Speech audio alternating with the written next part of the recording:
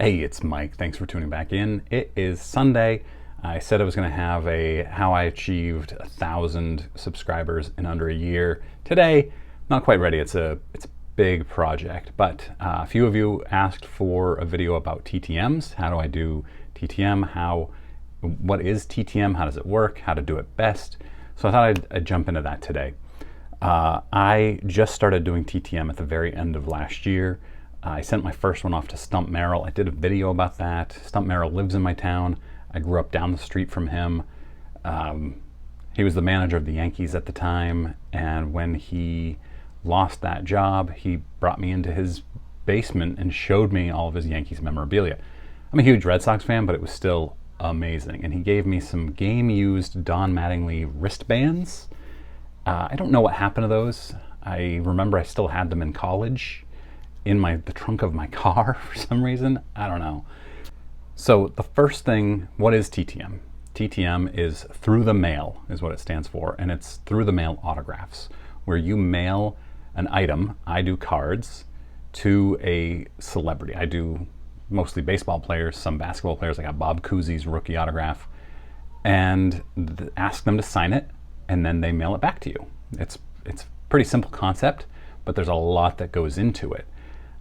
First of all, you should never risk an item that you're not able or willing to lose, because there is the chance that you will lose it in the mail. I have a few that have been out for months right now that may never come back to me. And so you have to ask yourself, am I able and willing to lose this card? And you need to know the history of that player's TTM. Is it somebody who returns every TTM, like Bob Cousy? Very, very expensive card that I sent to him, but he was like 100% return rate and very fast. So I felt comfortable sending it off to him. But somebody like Mike Trout, I would never send him an expensive card, because Mike Trout's probably not going to ever return that card. So first of all, to do this, you should have a membership to sportscollectors.net. It is, I think, $15 a year, so just a little over $1 a month for sportscollectors.net membership, which gets you all the history of every player, every celebrity, I think, TTM. And it gets you addresses to send them to them. It gives you, if they charge a fee or a donation to their favorite charity, if they have specific things that they will sign or won't sign, or if they charge more for their rookie card. There's so much detail in this website that is crucial for this hobby. The next thing you need are envelopes. I use two different sizes. This is the size that I mail the request in, and then this is the size that I want them to return it back to me in. So in the big envelope, I will put their name and address, plus a stamp, plus my return address. And I'll show you when I'm done what this looks like. And on this return envelope, I put another stamp, put my return address, and my return address here. So it's from me to me. That way, no matter what happens, it's going to come back to me. It won't go back to the athlete. In this, what I do is I put these this like a book I got on Amazon. I think I got, I don't know, a couple hundred for $10, 300 maybe. And I attach the card in here. So here's my Jim Cott rookie auto, which I got via TTM. And you can see I attached it via photo corners. See these corners here? This allows the athlete to just open it up, sign it, and then put it back in the envelope and go. There's no top loaders, it's not loose in the envelope, which creates problems. This thing here protects the card as best as you can. If you send it in a top loader, you run the risk, especially if it's an elderly person, of them just signing the top loader and mailing it back to you. That's not what you want, obviously. So this is your best bet. They're not going to sign the outside of this. They're going to open it up and see that there's a card in here and then sign it. Then I also include a letter with that. And in that letter, I always started off with, "Hi, Mr. or Ms. Athlete." So right now I'm about to send one off, a rookie card, to Lee Smith, former Major League Baseball closer. And I will start it with, "Hi, Mr. Smith." I also want to make sure it's short, maybe 3 or 4 lines. And I want it to say something unique to me, something that, why I want his autograph. And I want it to also compliment him. So with Lee Smith, I was a huge Red Sox fan as a kid, and he played for the Red Sox in 88, 89, and 90, I think, when I was 9, 10, and 11 years old at my prime baseball fandom. So I will say, "Hi, Mr. Smith. I was a huge fan of yours as a kid, especially when you were closing for the Red Sox in the late 80s and early 90s. Make it specific. And would you please sign the card I have enclosed and mail it back to me? Thank you so much, Mike." And I put my last name as well. I like to make sure that it's clear who I am.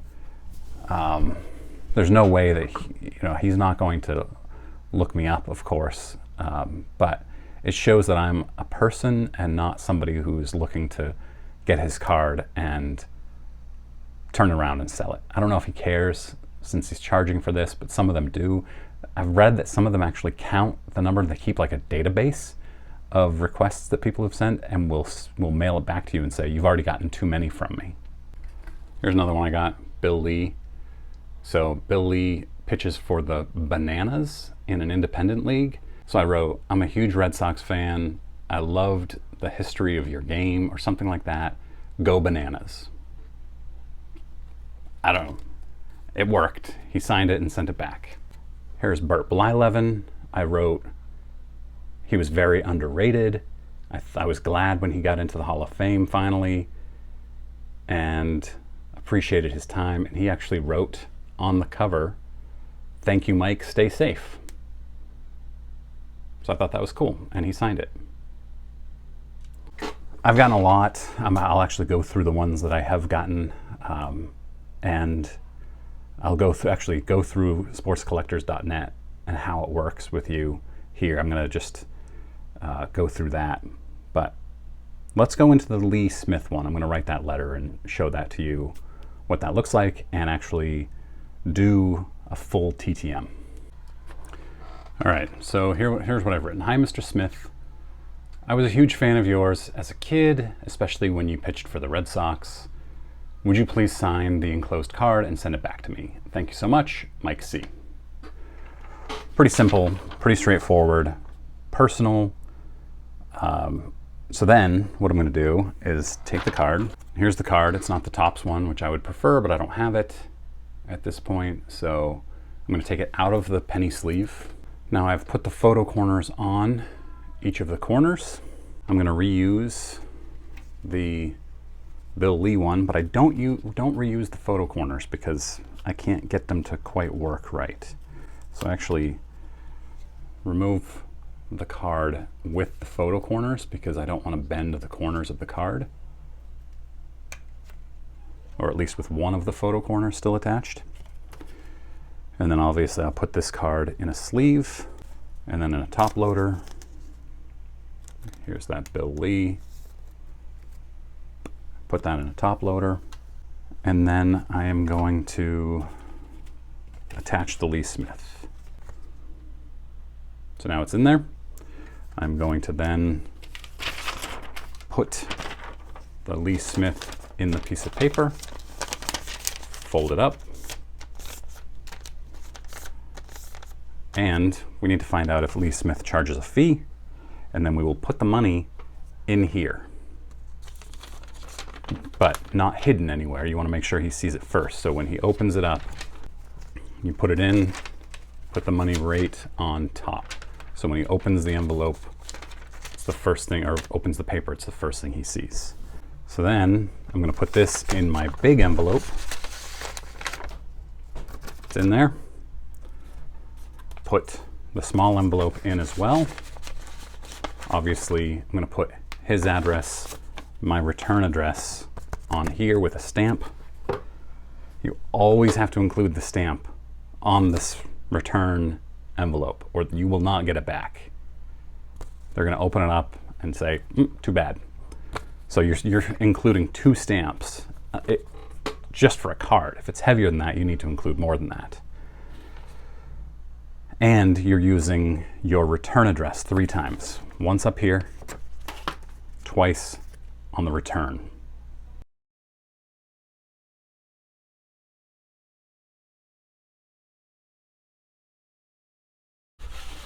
And then you put it in your mail.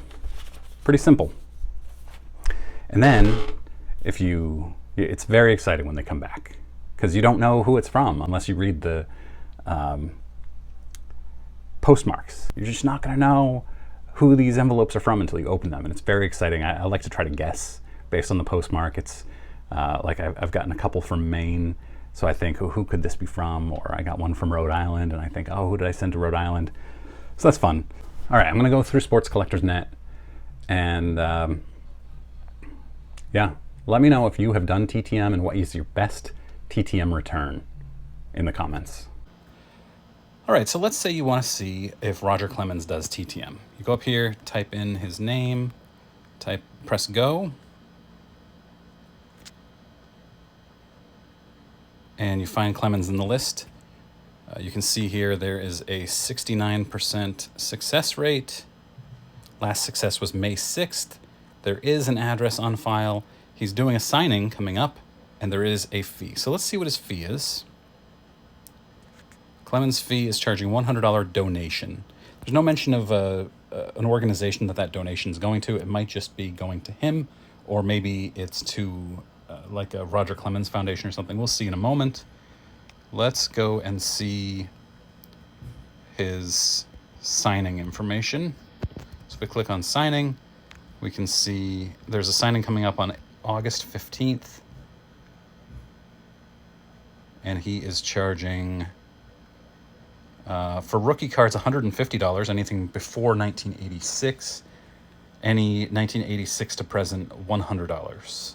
So it's more expensive to get a rookie card via signing, but more reliable because you're sending it to a reliable dealer instead of directly to Clemens' address. But it's the same price to send him a more modern card and other items as well.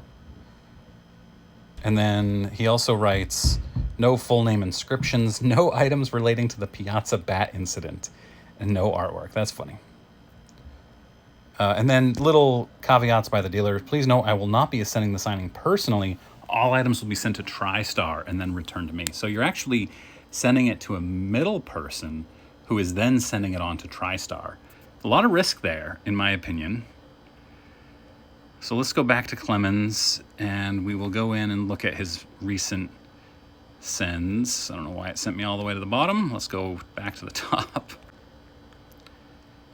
All right, so they are going to the Roger Clemens Foundation, and you can see the last 3 are still pending as far back as March 31st, so 3 months old. But people are waiting anywhere from 30 to 90 days or so. There are actually a couple from 2021 still waiting. They haven't heard back yet. But it's interesting, if you notice little things here, like some of these are going to the Roger Clemens Foundation at 1415 South Voss, Suite 110.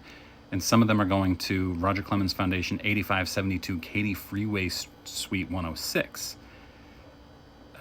So I don't know what that means. Just something to look at. Over on the right-hand side, you can see how much people sent, how much money, and what cards they sent. Like you can see the top one with a comment is 2020 Allen and Ginter and 88 Topps Big. And then somebody else just wrote that they sent 3 cards.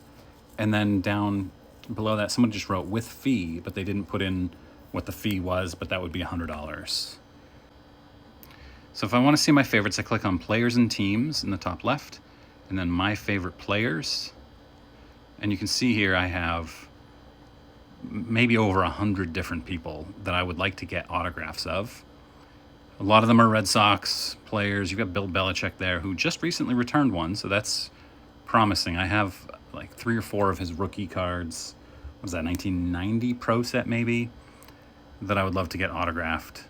And then, so you can see just scrolling down through, the ones that have green under last success are the ones that are more promising.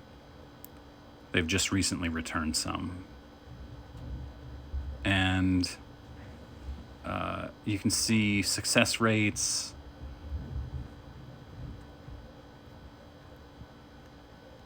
Like Ken Griffey Jr. has a 1% success rate.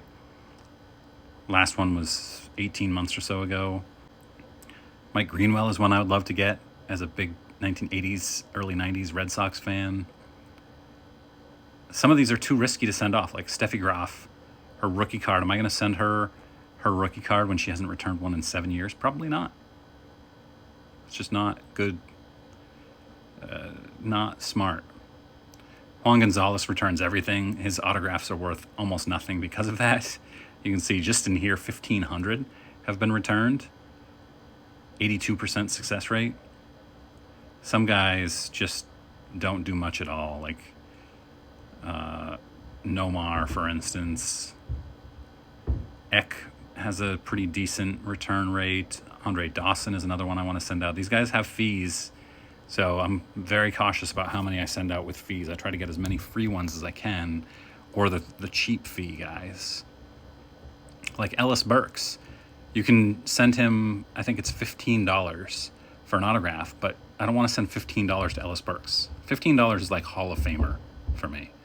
And that's why I'm not going to send money to many of these guys, because they're charging so much money for cards to be signed.